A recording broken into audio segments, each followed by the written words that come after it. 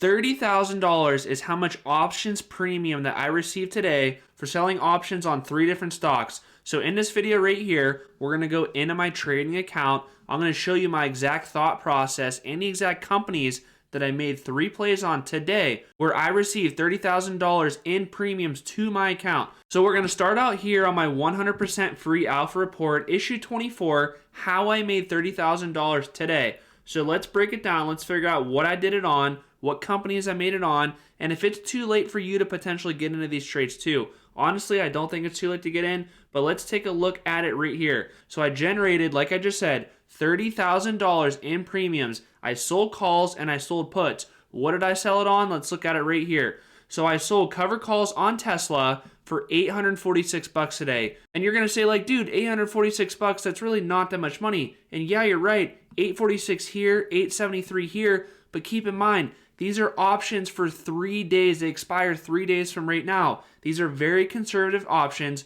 So I sold calls on Tesla. They're cover calls. I feel like Tesla is overvalued right now by quite a bit. My strike price is way out of the money, and it's very, very unlikely that Tesla is going to hit the price of my strike price for me to have to get rid of my shares. I think it's very unlikely, and I usually only sell cover calls or calls in general when it's a very specific situation. So the example for Tesla is I have 500 shares of Tesla in my trading account.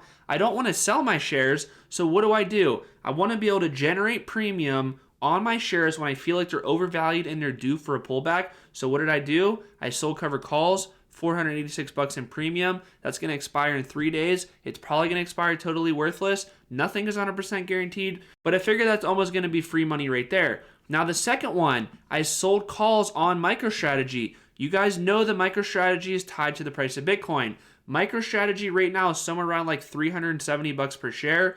I sold calls on MicroStrategy with the strike price all the way up near $500 per share. It's totally way out of the money, and that contract also expires in a few days.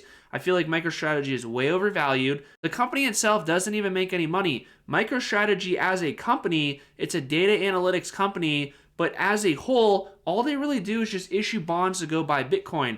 But if Bitcoin goes down, MicroStrategy gets absolutely clobbered, and Bitcoin has been hovering above and below the 100K level lately, and it's kind of like, is it going to go up or down? It seems like it's hitting resistance near this 100K level, so I feel like it's very unlikely that MicroStrategy is going to make a move above $500 per share by Friday. Of course it's possible, nothing is guaranteed, the stock moves like crazy, but this is probably another play where I'm just going to collect premium on MicroStrategy and the trade's going to expire worthless. That's what I do. I sell puts, I sell calls, I take those premiums that I received in my account immediately and I roll it into the base of my portfolio. You guys know I like VOO, you guys know I like Triple Q, you guys know I have a bunch of individual companies. I basically take my profits, take my premiums from options, whether I buy calls, sell puts, sell calls, or whatever I do, and I add it to the base of my portfolio, and then my snowball just starts rolling. My snowball rolls really fast, and the bigger the snowball gets, the bigger it continues to get because of compound interest. I'm compounding 10%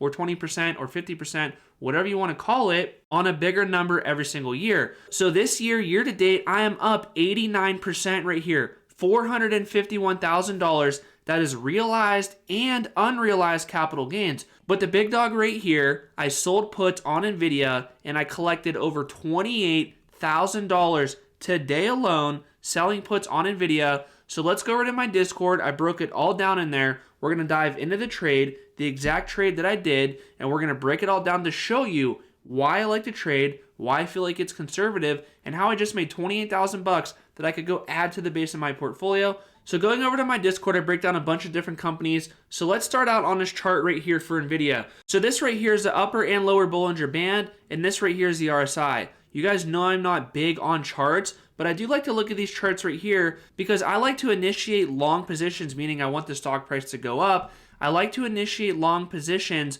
when indicators are pointing that the stock is probably oversold in the short term. So you can see right here, Nvidia is trading towards this lower Bollinger Band right here. So that indicates it might be a little bit oversold right there. And also the RSI is below 50, which also indicates it's kind of in the oversold category right there. So just a broad-based overview, I like to look at that right there. But let's break down the numbers right here. So Nvidia right now is trading for roughly $138 per share. And then right here is the last 4 quarters that they reported earnings. So, as you guys know, the number one thing that moves the price of a stock in the long run is what the earnings of the company does. It's not what the Bollinger Band does. It's not what the RSI does. It's not what the VWAP does. It's not what the Fibonacci does. I know I still look at that stuff, but just think about it like this. If you're going to buy a landscaping company, what is the number one thing that you care about? Of course, besides how much am I going to pay for this company?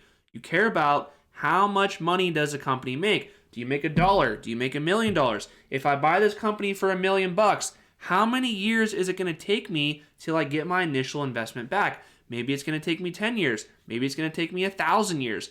You got to understand that stuff. So looking at Nvidia right now, the trailing 12 months for earnings is $2.61. Okay, so if we do 138 current share price divided by 261, the PE ratio for Nvidia trailing, meaning the 12 months in the past, is at 53. So that technically means it would take 53 years for us to get our initial investment back on Nvidia. If we were to say we're going to buy the entire company outright, how many years will it take us to get our money back, assuming that the earnings do not increase going into the future? But look at this right here. Earnings per share for the same quarter last year was 40 cents. Right now we're at 81 cents. So that is a 102% year over year earnings growth. So that's super strong growth on a company that is trading at a $3 trillion market cap. Yes, that's a super high market cap, but it is justified. The company is producing so much profit, and the year over year earnings growth of 102%, that is super strong, and that is not even factoring in the Blackwell chip, which is their new chip that's coming out that is pretty much supposed to change everything. And I feel like AI is all about the haves or the have-nots. You either adopt it, or if you don't decide to adopt it, you're going to get left behind. And as these new chips continue to come out, you either adopt these new chips or you're stuck with the old chips that are slower, but these new chips, maybe they could do the processing power in 1/10 of the time versus the older chips. So what are you going to do? Are the old chips really going to be able to compete with the new chips? Probably not. So that's going to make all these people continue to be in this upgrade cycle. I feel like it's going to be like an iPhone, where maybe you don't need to go from iPhone 12 to iPhone 13. But if you go from iPhone 12 to iPhone 16, that is a huge jump. So every couple years, I feel like these companies are going to have to upgrade their AI infrastructure to the current chip, because if they don't, they're just going to have slower computing power. They're going to get left behind. I don't really want to ramble on that too much, but Blackwell's coming out. I think it's going to be big, and I really think that's going to help the earnings of Nvidia. Not only that, but the revenue for the same quarter last year was $18 billion. Right now it's $35 billion. Look at that, 93% year over year revenue increase. So what do those two numbers tell me right there? It tells me that the company has demand, the company has pricing power, and there's really no competition right now, because just think about it. If you're able to grow revenue almost 100% year over year when your company is already at a $3 trillion market cap, that is great. That is showing you that there's really no competition, because just think about it. If there was competition, you have to now compete with them. You have to lower your prices to compete with them. But who is competing with Nvidia right now? You could say AMD, but really I feel like AMD is a lot farther behind than what most people think. Intel, farther behind than what most people think. So it's kind of like Nvidia versus everybody else. And I always like to compare it against companies like Palantir. So Palantir, they claim they have unlimited demand for the products, yet it's a smaller company by far, and they're only growing revenue at 30% year over year. Just think about it. If you have unlimited demand for someone to want to buy this water bottle right here, why wouldn't I just double the price of it? Because people are still going to buy it. They need this water bottle, so just double the price.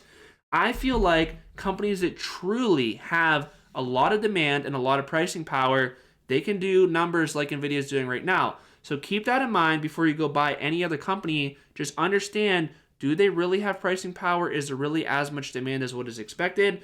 So now I plugged into my intrinsic value calculator. Also, if you want this for 100% free, there'll be a link below in this video for that. But the earnings per share for Nvidia, $2.61, like I typed in right here. This is for the trailing 12 months. And if you plug in the current yield of AAA bonds, 5.14%, that's what it's at right now. And I assumed 55% year over year growth of the company for the next 5 years every single year. So for the next 5 years in a row, I assume 55% growth of the company all 5 years in a row. So I feel like the next couple years is going to be a lot more than 55%, but then towards the tail end, maybe year 4 and 5, maybe it's going to be like 40 to 50%. So average annualized return for the next 5 years, 55%. You can see right here, it spit out an intrinsic value of $138 per share. You can see right here, Nvidia's trading right around $138 per share. So the number one thing that I care about is, am I getting a good price on a company? I want to make sure the company is trading at or below intrinsic value before I initiate any long position on the company. So we came to the conclusion Nvidia is trading near intrinsic value. So I said right here, of course the intrinsic value calculator is just one way to value a company. Of course it's just one way. There's so many other ways that I value a company that I can't really put in this video. This video would be hours long. That's why I built my course. The link is below for that too if you want to get in on that. But assuming a 5-year growth rate of 55%, like I just said, trading pretty close to intrinsic value right now, I do feel like 55% for the growth rate is definitely massive. But I do think the demand is there to support a 55% annual growth rate on average for the next 5 years. And of course, we're going to have to wait 5 years to see if I'm right. But I put my money where my mouth is. I made a trade on Nvidia, and it's a pretty big one. And I'm going to show you that trade in just a second. So I feel like AI is the future. I think Nvidia is perfectly positioned to capitalize on this. Is a P/E ratio of 53 lofty? Not really when you're growing earnings year over year at triple digits. And Blackwell is not even factored into that yet. So I feel like we're just getting started on Nvidia. I feel like this is basically like the industrial revolution for AI. I feel like we're just getting started. We're in the early innings of it. Of course, I could be wrong. Nothing is 100% guaranteed. And you know, that 100% earnings growth, is that going to be sustainable? Absolutely not. 100% no. Everybody knows that. It's just a law of large numbers. You can't continue to double every single year. Eventually, it's going to have to slow down. So maybe it's 100%, then 90, then 80, then 70 every single year. Whatever it is, it will slow down. I promise you. But right now, there's really not much competition for Nvidia. You know, I would expect competition to eventually come. There is companies like Meta and Google that are probably going to try to make their chips in-house. But it's kind of like if Meta, if their large language model wants to compete with ChatGPT, but if ChatGPT is using the Nvidia chips and the Nvidia chips are way better, it's kind of like Meta either has to go with Nvidia, or the chip that Meta is making has to be just as good as Nvidia, or they're going to fall behind on their large language model. That is what Elon is doing with Grok, with X. He just bought a crap ton of Nvidia chips, and he has so much more processing power than everybody else that it is expected that Grok is going to be way more powerful than ChatGPT in a few months from now. I know it sounds crazy. I use ChatGPT a lot, and I think it's awesome. That is the power of having so many Nvidia chips that are so powerful. You could train so much more data so much faster. So I feel like the company has pricing power. I feel like it has a solid moat. I do expect competition to heat up like I just said, but not yet. And it's kind of funny. I just watched an interview of the AMD CEO. Her name is Lisa Su. It kind of clicked in my head, like, she said something along the lines of, I don't go to the office on the weekends because I don't want to go in there and surprise my employees because I don't want to make them nervous. It's kind of like, dude, whether you actually do that in practice or not, you shouldn't say that to the public. Like the CEOs, I want them to be viewed as like the killers. They're there 24/7. They're working all night long. They're sleeping on the factory floors just like Elon does. Like, I want to see the CEO out there grinding, having a culture that it is kill or be killed. In the industry right now, in the AI industry, there's so many people out there that want to be the top dogs. And if you don't try every single hour of the day to be the top dog, you're probably going to get smoked. And I think that is what Jensen is doing with Nvidia. It's hard to keep up with that. So I said right here, I feel like it is trading at or near intrinsic value. I do know that the premiums would be expensive to buy calls. So what I was debating doing was selling puts using the premiums to then go buy calls. So what I did today was part 1 of the trade. I may do part 2. I will do an update video if I do part 2. But this is pretty much the trade that I did. The premiums are a little bit different. Right here, it's $14.55 per share premium received. I got somewhere around like $14.20, I think. It was like 28,000 bucks what I received. Just a little bit less. But this is pretty much the trade that I did. So I sold the put on Nvidia 120 strike for $12.19 in 2025. So what this means is if Nvidia falls below $120 per share, I will be forced to buy 2,000 shares of Nvidia for 120 bucks per share. So that would be $240,000 of Nvidia shares that I would be forced to buy because every option contract is 100 shares. so that would be 100 shares times 20, 2,000 shares, 2,000 times 120 strike. That would give us a 240K. Now, my break even is not 120. My break even is going to be 120, and then we'll just say minus $14 per share premium received. Because remember, even if I have to buy these shares for 120 bucks per share, I'm still up $29,000 because I get to keep that premium received no matter what. So technically, my break even on the trade would be if Nvidia would go from 120 minus 14 bucks per share. So really 106 is my break even on Nvidia. And like I just said, I feel like it's trading near intrinsic value right now, and I expect those earnings to continue to grow going into the future. I have a margin of safety. I like to play. So that's what I did. If you like videos like this, don't forget to subscribe. If you want to check out my course and all my links below, check all that stuff too. If you don't want to do my course, watch this video right here. It's how I trade stock options. So I'll see you guys there.